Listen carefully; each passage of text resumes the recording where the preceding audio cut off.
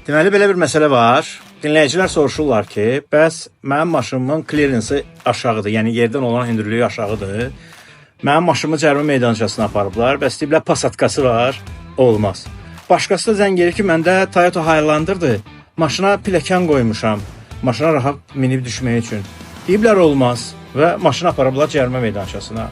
Hansı düzdür? Heç biri düz deyil. Maşının clearance'ın aşağı olması qayda pozuntusu deyil. Maşının qabağa qalxıb, arxası enib, yəni qanunda göstərildiyi kimi ağırlıq mərkəzinin dəyişdirilməsi qanun pozuntusudur. Və ya nə bilim, qabağı düşüb, arxası qalxıb, qanun pozuntusudur. Və ya avtomobilə hər hansı bir növdə pilləkən qoymağınız qanun pozuntusu deyil. Yəni off-roadlar avtomobillərində geniş istifadə olan bir şeydir.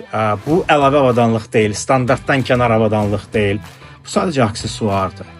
Əlavə avadanlıqlarla avtomobillərin təchizat olmasına bağlı Daxili İşlər Nazirliyinin təlimatı var ki, hansı avadanlıqlar olanda avtomobil qeydiyyata qoyula bilər. Və son olaraq bəziləri deyir ki, maşınımı M-ə yığmışam, texpasporta M yazılmalıdırmı? Xeyr, yazılmalı deyil. Belə bir məsələ var rubrikasını isə Belko mühərrik yağları ilə təqdim etdik. Belko, premiumu əl çatan etdik.